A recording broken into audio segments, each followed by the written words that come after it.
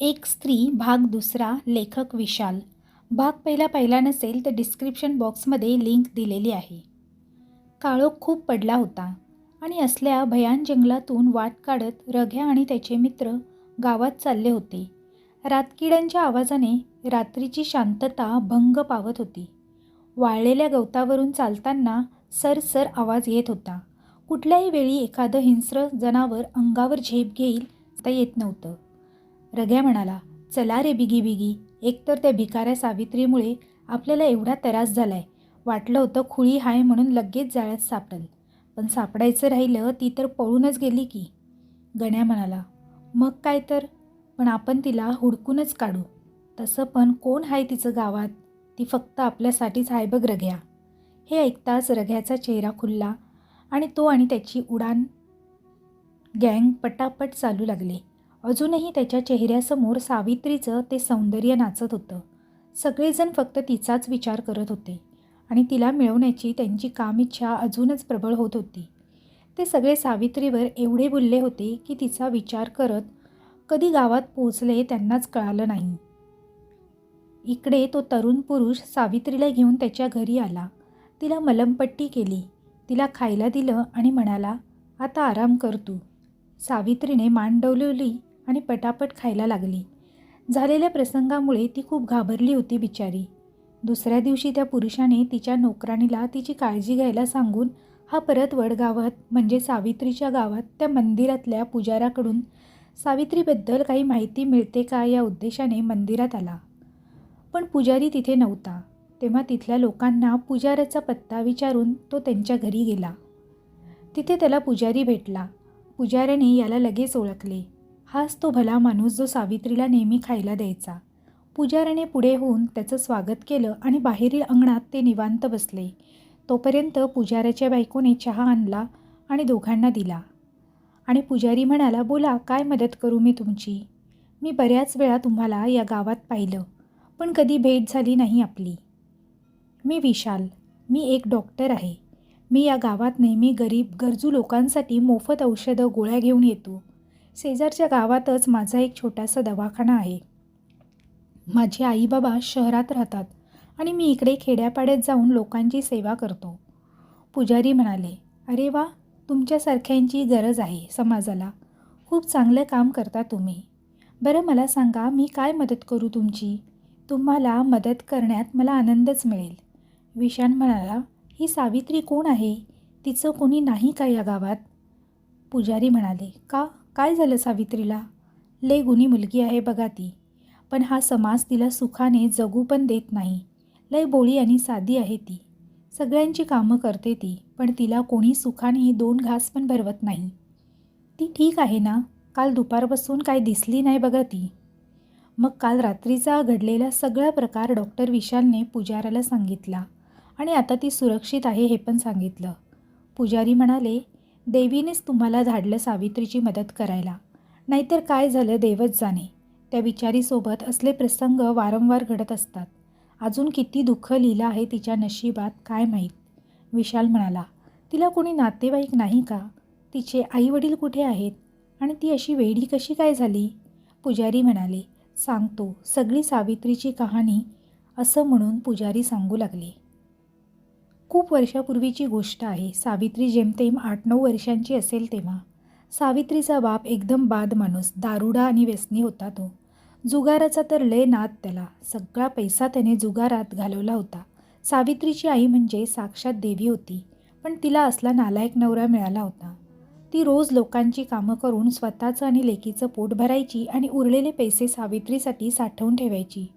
नवऱ्याने कितीही मारलं, त्रास दिला तरी ती त्याच्या हाती काही लागू देत नव्हती. तिला सावित्रीच्या भविष्याची खूप काळजी असायची.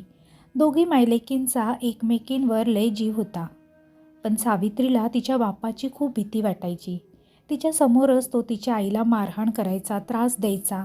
याचा सावित्रीच्या कोवळ्या मनावर खूप परिणाम व्हायचा. पण एक दिवस तर कहरच झाला. सावित्रीचा बाप दारूच्या नशेत जुगारात सगळे पैसे, घर गमावून आला आणि तो सावित्रीच्या आईला पैसे मागू लागला. तिने मात्र पैसे द्यायला नकार दिला. आधीच सावित्रीचा बाप दारूच्या नशेत आणि खूप रागात होता. त्याने सावित्रीच्या आईला मारहाण करायला चालू केलं आणि शेवटी त्याच्यातल्या राक्षसाने सावित्रीच्या आईचा गळा दाबून खून केला आणि पैसे घेऊन तो फरार झाला. पुढं त्याचं काय झालं कुणालाच माहीत नाही, पण सावित्रीच्या डोळ्यासमोर तिच्या आईची अशी निर्दयी हत्या झालेली बघून सावित्रीला मोठा झटका बसला. कित्येक दिवस ती काही खात पीत नव्हती. तिची काळजी घेणारं कोणी नव्हतं. तिच्या बापाने सगळ्या नातेवाईकांशी आधीपासूनच संबंध तोडले होते, त्यामुळे जवळचं असं कोणीच नव्हतं. तिची आई तर आधीपासूनच अनाथ होती. मग आईकडून तर कोणच नातेवाईक नव्हतं. सावित्री एकटी पडली होती आणि झालेल्या प्रकारामुळे तिचं मानसिक संतुलन गमावून बसली होती. काय चांगलं काय वाईट असलं तिला काहीच समजेना. तिला समजायचं पण खूप उशिरा. मग लोक तिला वेडी म्हणू लागले. सावित्री मोठी तर होत होती, पण तिची बुद्धी अजून 8-9 वर्षाच्या मुली इतकीच होती. ती फक्त लोकांची कामे करायची आणि जे मिळेल ते खायची. लोकांनी पण तिचा पुरेपूर फायदा घेतला, पण तिच्यावर कधी कोणी दया दाखवली नाही. सांगता सांगता पुजाऱ्याच्या डोळ्यात पाणी आलं आणि तो गप्प झाला. सावित्रीची असली दुर्दैवी कहाणी ऐकून विशालचे डोळे पण पाणावले. एखाद्याच्या आयुष्यात इतकं पण दुःख कसं असू शकतं यावर त्याचा विश्वास बसत नव्हता. विशाल म्हणाला, पण तुम्हाला सावित्रीबद्दल एवढी माहिती कशी काय? पुजारी म्हणाले, मी या गावात येऊन 5-6 वर्ष झाली. या गावच्या महाकालीच्या मंदिराची जबाबदारी पूर्वी माझ्या मोठ्या भावाकडे होती. तोच इथला पुजारी होता, पण त्याच्या स्वर्गवासानंतर मला या गावात येऊन मंदिराची जबाबदारी घ्यावी लागली. पण मरण्याआधी त्याने मला सावित्रीची सगळी कथा सांगितली होती. तो पण सावित्रीला खूप मदत करायचा. विशाल म्हणाला, खरंच एखादी स्त्री अशीही असू शकते यावर विश्वास नाही बसत. म्हणजे लहानपणापासूनच सावित्रीने फक्त दुःखच भोगलंय? पुजारी म्हणाले, होय, सावित्रीने नेहमी दुःखच भोगलंय. सुख म्हणजे काय हे तिला माहीतच नाही.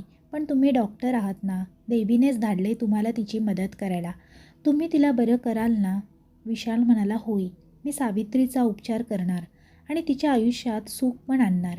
असं म्हणून एक ठाम निर्धार करून विशाल उठला आणि त्याने पुजाऱ्याचा निरोप घेतला. पुजारी पुढे जात असलेल्या विशालच्या पाठमोऱ्या आकृतीकडे टक लावून बघत होते. त्यांच्या चेहऱ्यावर समाधान होतं. इकडे विशाल कसला तरी निश्चय करून गाडीत बसला आणि परत घरी निघाला. गाडी चालवत असतानाही तो विचारत होता. त्याला सावित्रीबद्दल खूप वाईट वाटत होतं. आत्तापर्यंत कसं कोणीच लक्ष दिलं नाही तिच्याकडे.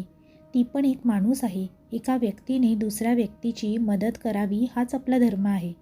पहिल्यांदा सावित्रीच्या बापाने तिच्या आईवर अत्याचार केले आणि परत या समाजाने तिच्यावर अत्याचार केले. का स्वार्थी झालेत सगळे? कोणाला दया प्रेम अशा भावनाच राहिल्या नाहीत का? खरंच एखादी स्त्री इतकी लाचार असू शकते का? नाही, अजिबात नाही. कोणती स्त्री अजिबात लाचार असूच शकत नाही. तिनं ठरवलं तर ती काहीही करू शकते आणि हे मी सिद्ध करून दाखवेन. सावित्रीचा उपचार करून तिची एक नवीन ओळख निर्माण करून मी समाजाला दाखवणार. तिच्या आयुष्यात परत सुखाचे दिवस घेऊन येणार. डॉक्टर विशाल आता घरी पोचले होते. सावित्रीच्या भल्यासाठी खूप काही करायचं त्यांनी ठरवलं होतं. ते सावित्रीच्या रूमकडे जाऊ लागले आणि हळूच त्यांनी दारातून डोकावून पाहिलं तर सावित्री खिडकीजवळ टांगलेल्या पिंजऱ्यातील पोपट्याशी खेळण्यात मग्न होती.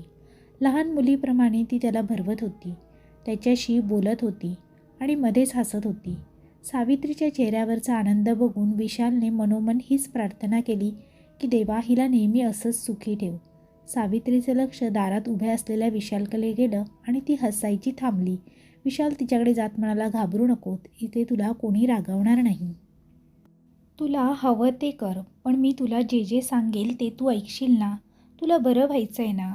विशालच्या बोलण्यात एक वेगळाच प्रेमळपणा होता. असं गोड बोलणारी पण लोक असतात याचं तिला आश्चर्य वाटत होतं. तिने विशालचं सगळं बोलणं नीट ऐकून घेतल्यावर हळूच मान डोलावली. मी तुमचं सगळं ऐकेन, असंच जणू ती बोलत होती. डॉक्टर विशाल आता शांत बसणार नव्हते. त्यांनी लगेच वेगवेगळ्या मोठमोठ्या डॉक्टरांशी संपर्क करून सावित्रीच्या उपचारासाठी त्यांना बोलावले. सावित्रीचे उपचार सुरू झाला. डॉक्टर विशाल पण तिला वेळोवेळी औषधं गोळ्या देत होते. सुरुवातीला सावित्री खूप हट्ट करायची, औषध नको म्हणून, पण नंतर विशालने समजून सांगितल्यावर ती सगळं ऐकायची. आता तिला पण समजू लागलं होतं की हा कोणीतरी आपलाच माणूस आहे आणि खूप चांगला आहे, आणि म्हणून ती खूप चांगल्या प्रकारे डॉक्टरांच्या उपचाराला प्रतिसाद देत होती. हळूहळू तिच्यातील बदल दिसू लागले. डॉक्टरांच्या प्रयत्नाला यश येत होते. इकडे वडगावात रग्या आणि त्याचे मित्र सावित्रीला हुडकत होते. रग्या म्हणाला, आज 1 महिना उलटला पण सावित्रीचा काय पत्ताच नाही अजून. गण्या: होय रे, मी पण त्याच विचारात आहे बघ. कुठं गेली असेल कुणास ठाव. रग्या म्हणाला: आईला चांगली शिकार निसटली हातातून. परत जर गावली ना मग अजिबात तिची सुटका नाही बघ. पण म्हणतात ना की अशक्य असं काही नसतं. आपण जर प्रामाणिकपणे कष्ट करत राहिलो तर त्याचं चांगलं फळ हे नक्की मिळतं. म्हणूनच डॉक्टर विशाल आणि त्यांच्या साथीदारांना याचा अनुभव थोड्याच महिन्यात आला. सावित्रीमध्ये चांगलीच सुधारणा होत होती. ती आता नीट वागू लागली होती, बोलू लागली होती. तिच्याकडे बघून असं वाटत नव्हतं की ती आधी वेडी होती म्हणून. पण अजूनही ती खूप भोळी आणि प्रत्येक गोष्टीला घाबरत होती. लोकांच्या भयान ती घरातून बाहेर पण पडत नव्हती. ती घरातली कामं करत होती आणि पिंजऱ्यातील तिच्या छोट्या मित्राशी खेळत बसायची. विशाल तिला रोज चांगल्या चांगल्या पुस्तकांचं वाचन करून दाखवत असे. चांगल्या वाईट गोष्टीबद्दल सांगत असे आणि ती पण त्याचं सगळं मन लावून ऐकत असे. तिला आता खूप चांगल्या प्रकारे समजत होतं की डॉक्टर विशाल तिची किती चांगल्या प्रकारे काळजी घेत आहेत ते. हळूहळू सावित्रीला विशाल आवडू लागला होता. ती रोज तो घरी कधी येईल याची वाट बघत बसायची. त्याच्या आवडीचं जेवण बनवायची. सगळं घर स्वच्छ ठेवायची. आता सावित्रीच्या उपचाराला सुरुवात करून 4 महिने झाले होते. विशालला पण आता सावित्रीची सवय झाली होती. तिच्यात झालेला बदल आणि ती इतक्या लवकर बरी झाल्यामुळे तो खूप खुश होता. पण तो इथेच थांबणार नव्हता. त्याला माहीत होतं सावित्री अजूनही समाजात जायला घाबरते. कुणाला बोलायला पण ती घाबरते. तिची ही भीती पण लवकरच काढून टाकली पाहिजे असा विचार तो करत होता. ती एक खंबीर स्त्री व्हावी आणि कुणावरही अवलंबून तिने राहू नये. तिला स्वतःचं रक्षण पण करता यावं असं विशालला नेहमी वाटत होतं. पण उगी घाई नको म्हणून तो सावित्रीच्या कलेने घेत होता. एक दिवस तो सावित्रीला घेऊन तिच्या गावाला म्हणजे वडगावला घेऊन गेला. प्रथम ते मंदिरात गेले आणि पुजारी काकाला भेटण्यासाठी. पुजारी काकांनी दुरूनच डॉक्टर विशाल येत आहे हे ओळखलं. पण आणखी कोण आहे बरं त्यांच्यासोबत, त्यांची उत्सुकता वाढत होती. आणि अखेर सावित्री आणि विशाल पुजाऱ्यासमोर जाऊन उभे राहिले. पुजाऱ्याचा त्याच्या डोळ्यावर विश्वासच बसत नव्हता. तो हे स्वप्न तर नाही ना असं म्हणत होता. पण सावित्रीने पुजारी काकांच्या पाया पडण्यासाठी त्यांच्या पायाला स्पर्श केला तेव्हा त्यांना खात्री पटली. त्यांना खूप आनंद झाला होता. सावित्रीच्या डोक्यावरून ते मायेने हात फिरवत होते. त्यांना खूप आनंद झाला होता. मंदिरात येणाऱ्या प्रत्येकाला ते सांगत होते, बघा आपली सावित्री, सावित्री ठीक झाली. लोकांनो, आपली सावित्री बरी झाली. मंदिरात येणारे लोक बघू लागले. सावित्रीकडे कोणाचाच विश्वास बसेना त्यांच्या डोळ्यांवर. कालपर्यंत जी मुलगी भिकारी वेडी बनून इकडे तिकडे फिरत होती, आज तिचा कायापालट झाला होता. आज ती एक सुंदर स्त्री बनून लोकांसमोर उभी होती. सगळ्यांना तिचं कौतुक वाटत होतं. खरंच सावित्रीचा कायापालट झाला होता. आज तर ती प्रचंड सुंदर दिसत होती. पिवळ्या रंगाच्या साडीमध्ये तिचं रूप आणखीनच उजळत होतं. लांब काळे केस तिच्या सौंदर्यात आणखीनच भर घालत होते. जो कोणी तिच्याकडे बघेल तो बघतच राहत होता. सगळेजण तिला प्रेमाने बोलत होते. हे बघून सावित्रीला खूप चांगलं वाटत होतं. पुजाऱ्याने तर सावित्री आणि डॉक्टर विशालला घेऊन घरी आला आणि त्यांना जेवायला घातले आणि विशालचं त्यांनी खूप कौतुक केलं आणि मग त्या दोघांनाही निरोप दिला. आज दिवसभरात घडलेल्या प्रसंगामुळे सावित्री भारावून गेली होती आणि खूप आनंदी होती ती. विशालला पण आपण घेतलेल्या कष्टाचं चीज झालं असं वाटत होतं आणि तो पण खूप खुश होता. इकडे सावित्रीच्या गावात ही बातमी सगळीकडे वाऱ्यासारखी पसरली. सावित्री आता येडी नाही राहिली आणि आता ती बरी झाली आहे. आणि बघता बघता ही बातमी रग्याच्या कानापर्यंत पोचली. रग्या, गण्या आणि त्याचे मित्र लगेच गोळा झाले. रग्याच्या 2-3 मित्रांनी तर तिला बघितलं पण होतं आणि ते सावित्रीच्या रूपाचं सुंदर वर्णन करून सांगत होते. हे सगळं ऐकून रग्याला झटकाच बसला. सावित्रीला बघण्याची त्याची खूप इच्छा होऊ लागली. कधी एकदा सावित्रीला आपल्या जवळ घेतोय असं त्याला झालं होतं. रग्या म्हणाला, चला र, त्या सावित्रीला उचलून आणू, बघू कोण काय करतंय ते. त्यावर गण्या म्हणाला, आता ते एवढं सोपं नाही राहिलं. आता ती सावित्री येडी नाही आणि वर्ण तो डॉक्टर आहे की तिच्यासोबत. रग्या म्हणाला, मी नाही कोणाला घाबरत, मला सावित्री पाहिजेच. गण्या म्हणाला, अरे समजून घे की जरा, आपण काय तिला सोडणार आहे होय, पण उगी कोणाला याचा सुगावा लागला की सावित्रीवर आधीपासून नजर आहे तर उगी बदनामी होईल. रग्या म्हणाला, मग आता काय करायचं. गड्या म्हणाला, वाट बघायची योग्य वेळेची आणि कोणी नसताना तिला उचलून आणायची. रग्या आणि त्याच्या मित्रांचं पद्धतशीरपणे सावित्रीची आबरू कशी लुटायची याचं प्लॅनिंग चालू होतं. इकडे सावित्रीला कल्पना पण नव्हती की तिच्यासोबत काय घडणार आहे याची. समाजातील काही घाण किडे तिच्यावर नजर ठेवून होते. कामवासन खूप वाईट असते, तिला नियंत्रण करता आलंच पाहिजे. नाहीतर मग समाजामध्ये रग्या आणि त्याच्या मित्रांसारखे लोक तयार होतात, जे स्त्रीला फक्त उपभोग घेण्याची वस्तू समजतात. आणि अखेर तो दुर्दैवी दिवस उजाडला. रात्रीची वेळ होती, साधारण 10 वाजले असतील. वडगावात एका माणसाला साप चावला आणि खळबळ माजली. काय करावं कुणाला काही सुचेना. शेजारच्या गावात दवाखाना आहे, तिथं न्या, हा लगेच बरा होईल. गर्दीतून आवाज आला. त्याचबरोबर त्या साप चावलेल्या व्यक्तीला घेऊन अजून 1-2 माणसं त्याच्यासोबत डॉक्टर विशालकडे गेली. हीच वेळ आहे सावित्रीला बघायची आणि वेळ मिळाला तर तिला पळवायची, या विचारानं रग्या आणि त्याचे मित्रसुद्धा त्यांच्या पाठीमागे गेले. साहेब आहो डॉक्टर साहेब, असं म्हणत विशालच्या घरावर थाप पडली. विशालने दार उघडल्याबरोबर त्याला प्रसंग समजला आणि त्याने त्या पेशंटला दवाखाना उघडून आत नेले आणि उपचार करायला चालू केले. इकडे बाजूच्या रूममध्ये झोपलेल्या सावित्रीला पण जाग आली होती आणि ती हे सगळं सावित्री पाहत होती. नंतर ती तिच्या खोलीत जाऊन पलंगावर पडली आणि झोपण्याचा प्रयत्न करू लागली. सावित्रीने डोळे बंद केले होते. रूममध्ये खूप शांतता होती. खिडकीतला पडदा वाऱ्याने फडफडत होता. थंड हवेचा झोका अंगावर काटा आणत होता. कोणीतरी आपल्यासमोर उभं आहे असं सावित्रीला जाणवू लागलं आणि तिने झपकन डोळे उघडले. त्याबरोबर तिच्या छातीत धस झालं. तिच्या काळजाचा ठोकाच चुकला. समोर रग्या आणि त्याचे मित्र तिच्याकडे तिचा उपभोग घेण्याच्या उद्देशाने बघत होते आणि हळूच हसत होते. तिला काय करावं काहीच सुचेना. ती मागे सरू लागली आणि रग्या पुढे येऊ लागला. तिने ओरडण्यासाठी तोंड उघडलं तोपर्यंत तिच्या मागे उभे असलेल्या गण्यानं तिचं तोंड त्याच्या हातानं दाबलं. उचला रे हिला, रग्या म्हणाला. तसं त्याच्या मित्रांनी सावित्रीच्या अंगावर चादर टाकली आणि तिला उचलून घेतलं आणि सावकाश ते तिथून बाहेर पडले. इकडे विशाल त्या रुग्णावर उपचार करण्यात मग्न होता.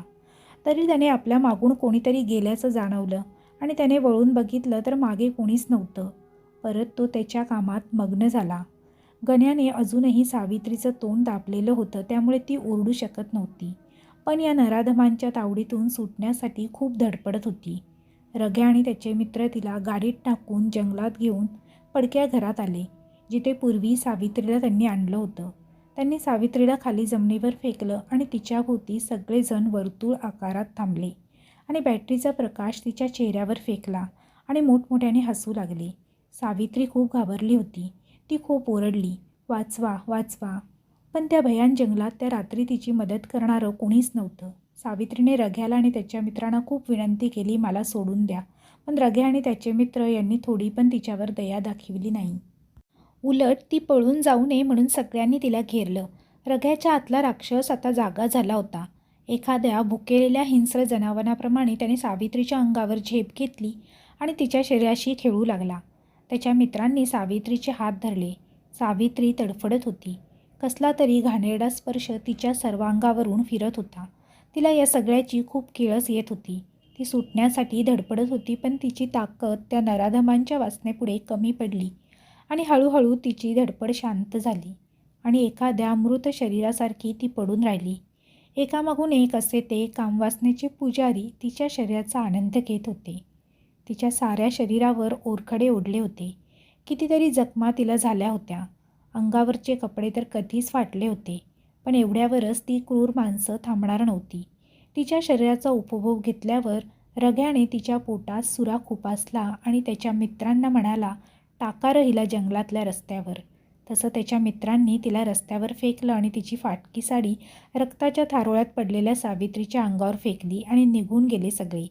इकडे सावित्रीने मृत्यूला रोखून धरले होते आणि डोळ्यात प्राण आणून ती कोणाची तरी वाट बघत होती. क्रमशः पुढील भाग लवकरच येईल. पुन्हा भेटूया अशा नवनवीन कथा घेऊन. तोपर्यंत सर्वांना धन्यवाद. Bye bye. कथा आवडली असेल तर व्हिडिओला लाईक करा आणि चॅनेलला सबस्क्राईब करा. तसेच बेल आयकॉनवर सेट करून ऑलवर सेट करा, जेणेकरून तुम्हाला नवनवीन व्हिडिओचे नोटिफिकेशन लगेचच मिळतील. धन्यवाद.